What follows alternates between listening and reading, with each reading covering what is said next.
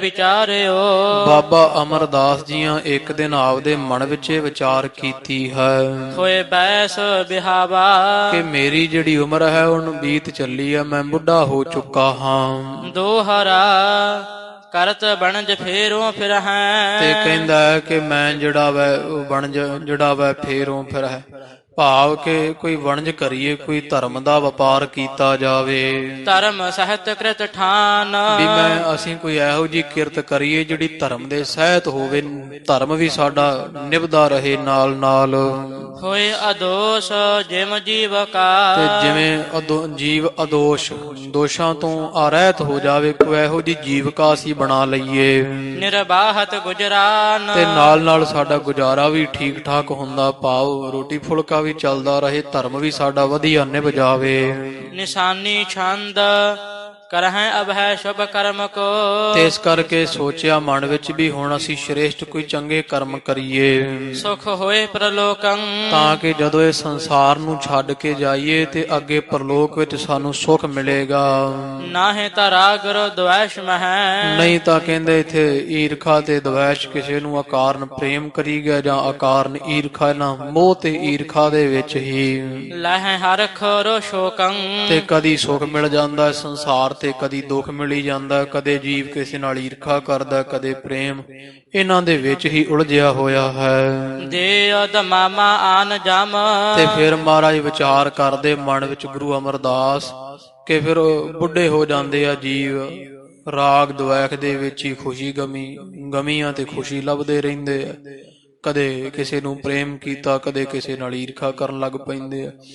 ਪ੍ਰਾਣੀ ਇਹਨਾਂ ਚਾਰਾਂ ਤੋਂ ਚੌਂ ਕੰਮਾਂ ਦੇ ਵਿੱਚ ਹੀ ਉਮਰ ਬਤੀਤ ਕਰ ਦਿੰਦਾ ਹੈ।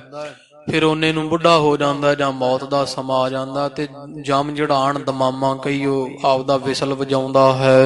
ਕਾਛ ਹਵੈ ਨ ਉਪਾਈ। ਉਦੋਂ ਫਿਰ ਕੋਈ ਉਪਾਅ ਹੁੰਦਾ ਨਹੀਂ ਵੀ ਜਿਹਦੇ ਨਾਲ ਜਿਹੜਾ ਵਾ ਸਰੀਰ ਬਣਿਆ ਰਹੇ, ਉਹ ਤਾਂ ਫਿਰ ਜਾਣਾ ਹੀ ਪੈਂਦਾ ਹੈ। ਪਛਤਾਵਹਿ ਨਿਜ ਸਿਰ ਧੁਨ ਹੈ। ਤੇ ਫਿਰ ਆਪਦਾ ਸਿਰ ਫਿਟਕਦਾ ਵੈ, ਸਿਰ ਤੇ ਹੱਥ ਮਾਰਦਾ ਵਾ ਕਿ ਚੱਲੇ ਜਵਾਰੀ ਦੋਏ ਹੱਥ ਝਾਰ, ਵੀ ਸਾਰੀ ਉਮਰ ਵੀ ਬਤੀਤ ਕੀਤੀ ਤੇ ਪੱਲੇ ਵੀ ਕੁਝ ਨਹੀਂ ਪਿਆ, ਹੁਣ ਸਮੇਂ ਅੰਤਲੇ ਖਾਲੀ ਹੱਥ ਚੱਲਿਆ। ਫਿਰ ਵਿਚਾਰਾ ਜੀਵ ਔਖਾ ਹੁੰਦਾ, ਪਛਤਾਉਂਦਾ, ਸਿਰ ਮਾਰਦਾ ਹੈ। ਬੈ ਬਾਦ ਬਿਤਾਈ। ਇਹ ਵਿਚਾਰ ਕਰਦਾ ਹੈ ਕਿ ਮੈਂ ਆਪਦੀ ਸਾਰੀ ਉਮਰ ਜਿਹੜੀ ਵਾ ਬਿਰਥ ਹੀ ਗਵਾ ਦਿੱਤੀ, ਕਿਸੇ ਲੇਖੇ ਨਾ ਲਾਈ। ਤੀਰਥ ਕੈ ਤਪਸਾ ਕਰਹਿ। ਇਸ ਕਰਕੇ ਮਹਾਰਾਜ ਕਹਿੰਦੇ ਭਾਈ ਜਾਂ ਤਾਂ ਤੀਰਥਾਂ ਤੇ ਜਾਣਾ ਚਾਹੀਏ ਜਾਂ ਕੋਈ ਤਪੱਸਿਆ ਕਰੀਏ। ਅਬ ਸਮੋ ਹਮਾਰਾ।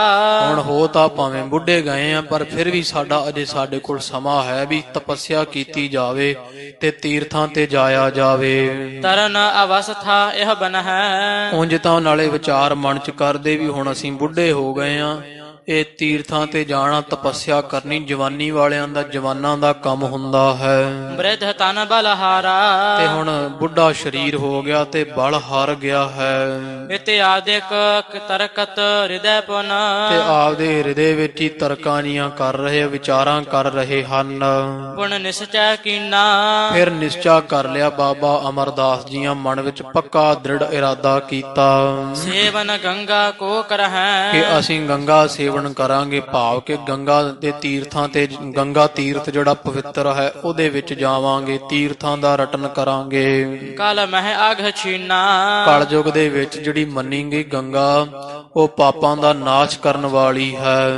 ਫਸ਼ਟ ਮਾਸ ਕੋ ਪ੍ਰਣ ਕਰਿਓ। ਤੇ ਇਹਨੇ ਪ੍ਰਣ ਕੀਤਾ, ਇਹਨਾਂ ਨੇ ਗੁਰੂ ਅਮਰਦਾਸ ਬਾਬਾ ਅਮਰਦਾਸ ਜੀਆਂ, ਕਿ ਅਸੀਂ 6 ਮਹੀਨਿਆਂ ਦੇ ਬਾਅਦ ਹੀ ਬਾਹਣ ਬਿਨ ਚਾਲੇ। ਬਿਨਾਂ ਵਾਹਣ ਤੋਂ, ਭਾਵ ਅਸੀਂ ਜਾਵਾਂ ਕਰਾਂਗੇ, ਪੈਦਲ ਹੀ ਜਾਵਾਂ ਕਰਾਂਗੇ ਗੰਗਾ ਦੀ ਯਾਤਰਾ ਕਰਨ 6 ਮਹੀਨਿਆਂ ਦੇ ਬਾਅਦ।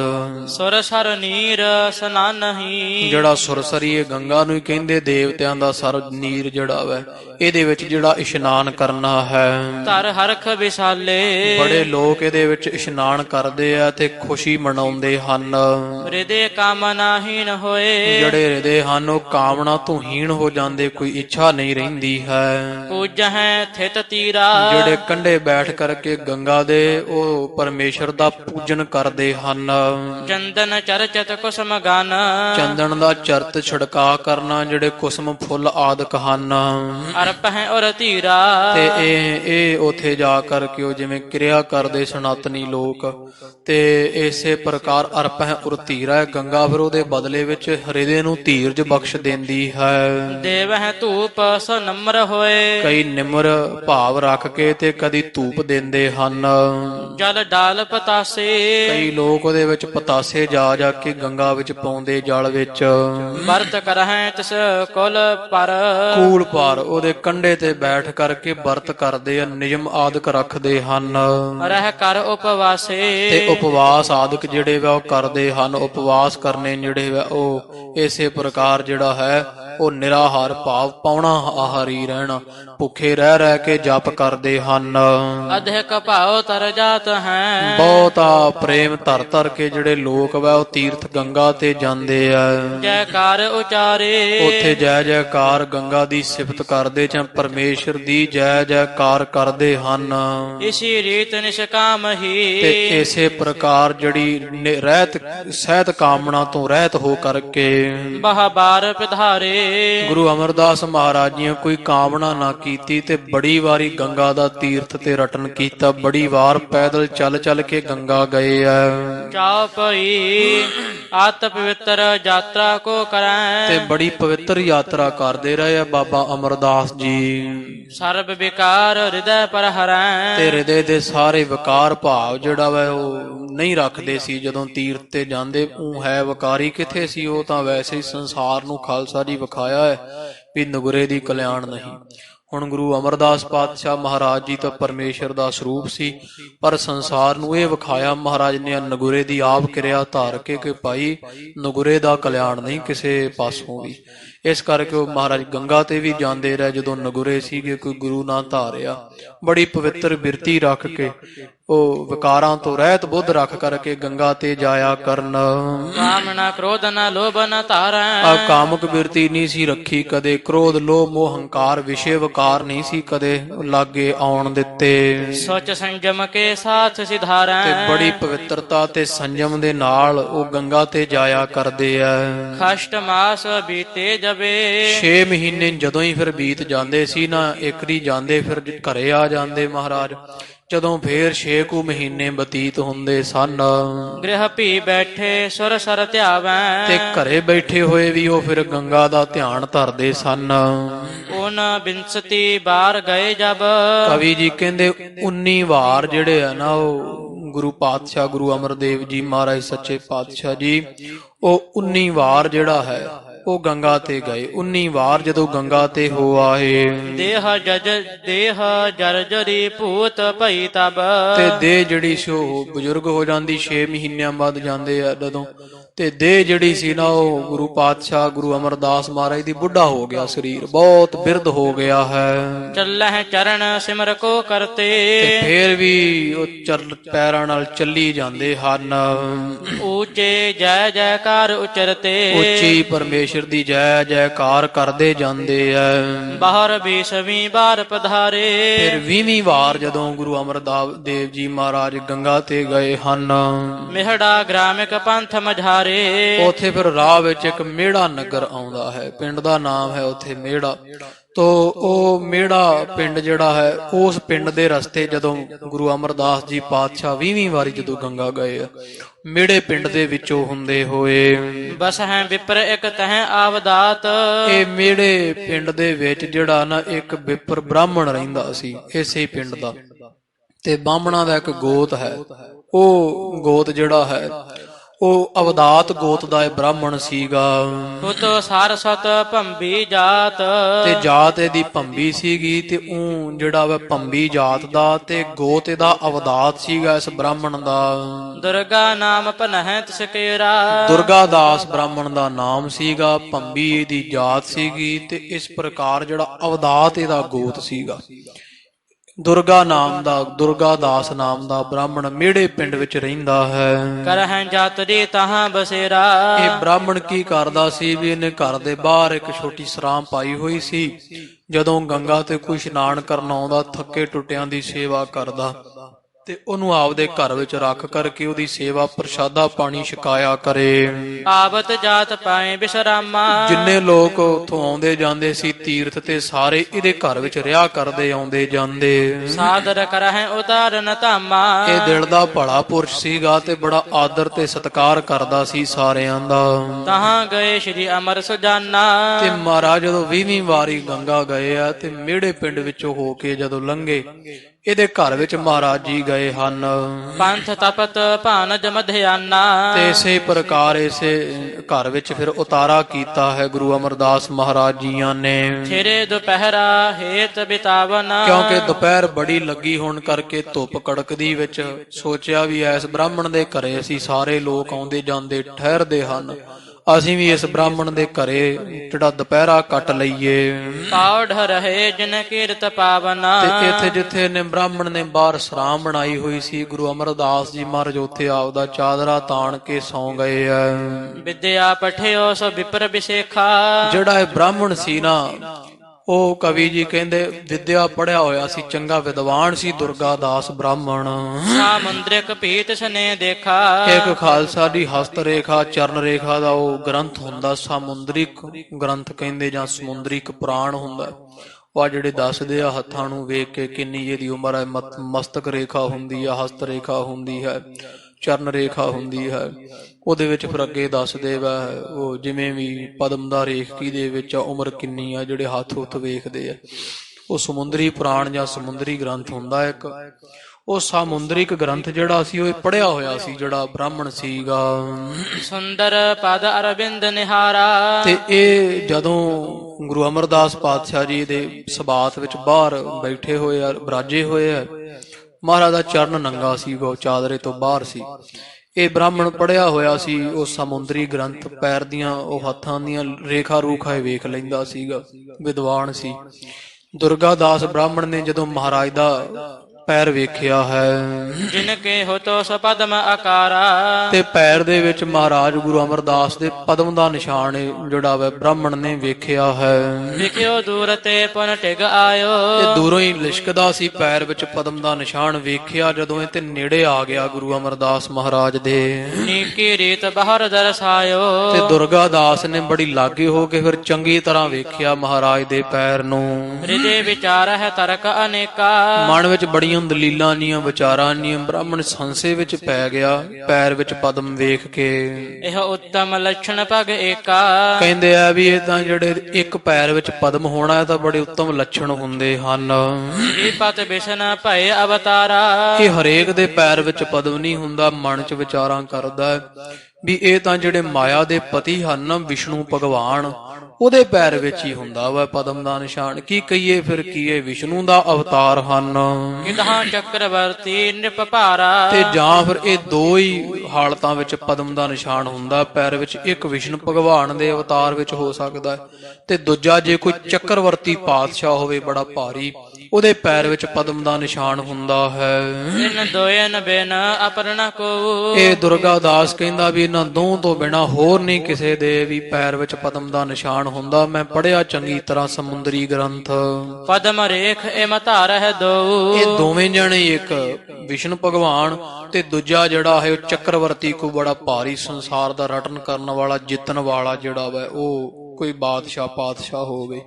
ਇਹ ਦੋਹਾਂ ਦੇ ਪੈਰ ਵਿੱਚ ਹੀ ਪਦਮ ਦਾ ਨਿਸ਼ਾਨ ਹੁੰਦਾ, ਨਹੀਂ ਹੋਰ ਨਹੀਂ ਕਿਸੇ ਦੇ ਹੁੰਦਾ ਹੈ। ਪੌਢੇ ਸੁਪਤ ਰਹੇ ਤਹ ਜਾਵਦ। ਤੇ ਉਥੇ ਚੁੱਪ ਕਰਕੇ ਬੈਠਾ ਹੈ ਦੁਰਗਾ ਦਾਸ ਜਿੱਥੇ ਗੁਰੂ ਅਮਰਦਾਸ ਜੀ ਮਹਾਰਾਜ ਬਰਾਜੇ ਹੋਏ ਆ। ਰਹਿਓ ਵਿਚਾਰਤ ਦਿਜ ਬਰਤਾਵਦ। ਇਹ ਜਿੰਨਾ ਸਮਾਂ ਮਹਾਰਾਜ ਸੁੱਤੇ ਹੋਏ ਵਾ ਉਹਨਾਂ ਸਮਾਂ ਕੋਲ ਬੈਠਾ ਵਿਚਾਰਾ ਮਨ ਵਿੱਚ ਗਿਣਤੀਆਂ ਨੀਆਂ ਗਿਣਦਾ, ਵਿਚਾਰ ਕਰ ਰਹੇ ਆ ਦੁਰਗਾ ਦਾਸ।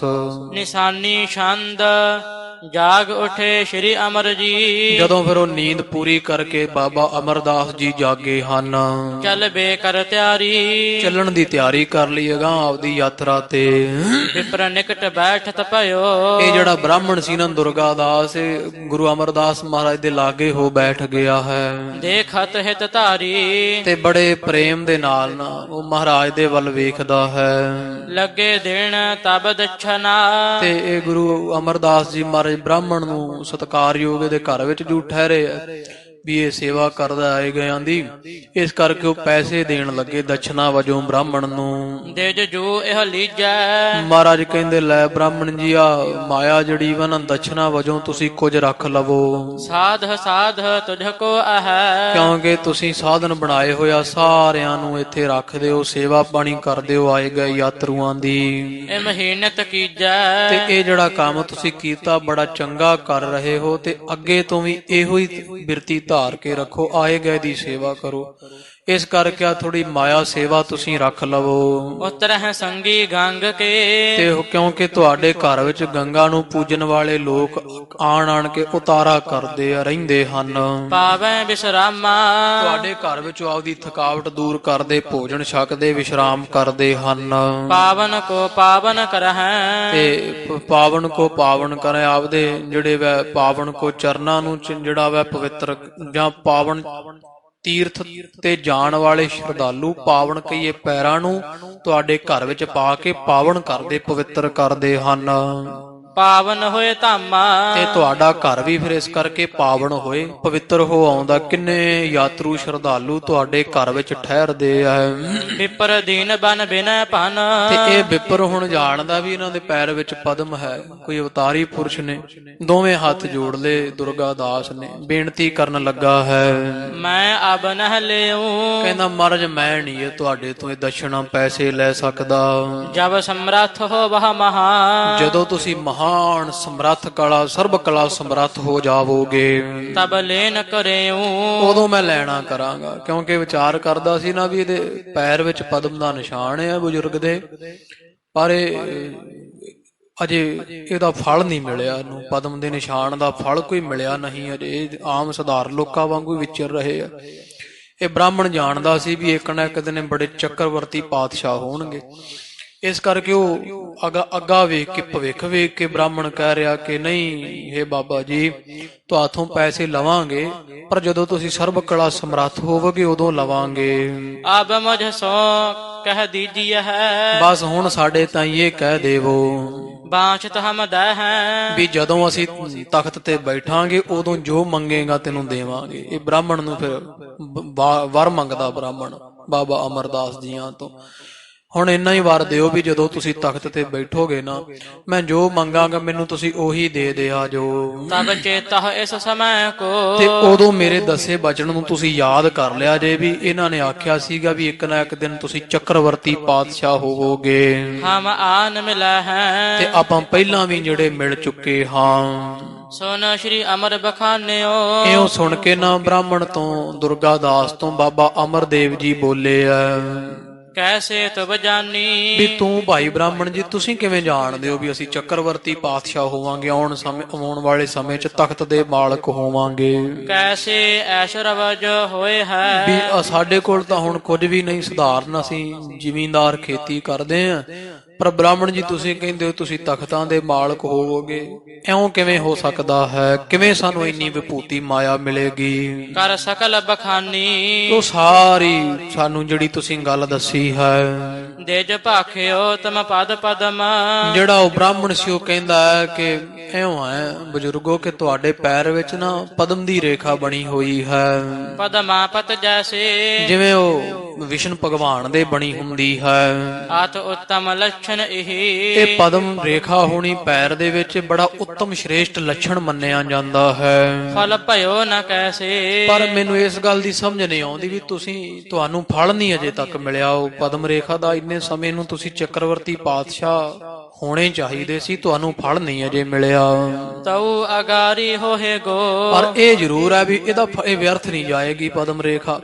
ਤੁਹਾਨੂੰ ਆਉਣ ਵਾਲੇ ਸਮੇਂ ਵਿੱਚ ਪਦਮ ਰੇਖਾ ਦਾ ਫਲ ਜ਼ਰੂਰ ਭਾਰੀ ਮਿਲੇਗਾ, ਤੁਸੀਂ ਭਾਰੀ ਪਾਤਸ਼ਾਹ ਹੋਵੋਗੇ। ਪ੍ਰਭ ਜੋਤ ਮਿਲੈ ਹੈ ਤੇ ਤੁਸੀਂ ਪ੍ਰਭੂ ਦੀ ਜੋਤ ਵਿੱਚ ਮਿਲਣ ਵਾਲੇ ਹੋ। ਚੱਕਰਵਰਤ ਰਾਜਾ ਕੇ ਧਾਮ ਤੇ ਜਾਂ ਫਿਰ ਜਾਣ ਲਓ ਤੁਸੀਂ ਚੱਕਰਵਰਤੀ ਮਹਾਨ ਪਾਤਸ਼ਾਹ ਹੋਵੋਗੇ।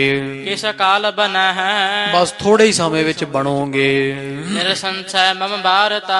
ਹੇ ਬਾਬਾ ਅਮਰਦਾਸ ਜੀ, ਮੇਰੇ ਜਿਹੜੇ ਤੁਹਾਨੂੰ ਬਚਨ ਕਹੇ ਮਨ ਵਿੱਚ ਸੰਸਾ ਨਾ ਰੱਖਣਾ, ਇਹ ਮੈਂ ਸਾਰੀ ਵਾਰਤਾ ਤੁਹਾਨੂੰ ਨਿਰਸੰਸੇ ਹੋ ਕਰਕੇ ਧਾਰ ਲਵੋ। ਨਿਸ਼ਚੈ ਕਰ ਲੀਜੈ। ਮੇਰੀ ਗੱਲ ਦਾ ਤੁਸੀਂ ਨਿਸ਼ਚਾ ਕਰੋ, ਭਰੋਸਾ ਕਰੋ ਵੀ ਤੁਸੀਂ ਜ਼ਰੂਰ ਇੱਕ ਦਿਨ ਪ੍ਰਗਟ ਹੋਵੋਗੇ ਐਸ਼ਵਰਜ ਹੋਏ ਤਾ ਜਾਚੇ ਹਾਂ। ਤੇ ਬੜੀ ਜ਼ਿਆਦੀ ਐਸ਼ਵਰਜ ਵਿਭੂਤੀ ਤੁਹਾਡੇ ਪਾਸ ਹੋਵੇਗੀ। ਜਦੋਂ ਫਿਰ ਗੋਇੰਦਵਾਲ ਸਾਹਿਬ ਤਖਤ ਤੇ ਬੈਠੇ ਸੀ ਨਾ ਗੁਰੂ ਅਮਰਦੇਵ ਜੀ ਮਹਾਰਾਜ, ਸਾਧ ਸੰਗਤ ਜੀ ਗੱਡੇ ਭਰ ਕੇ ਰਸਤਾਂ ਦੇ ਕੱਪੜੇ ਸੋਨੇ ਚਾਂਦੀ ਦੇ ਡਿਊੜੀ ਤੇ ਖੜੇ ਰਹਿੰਦੇ ਸੀ।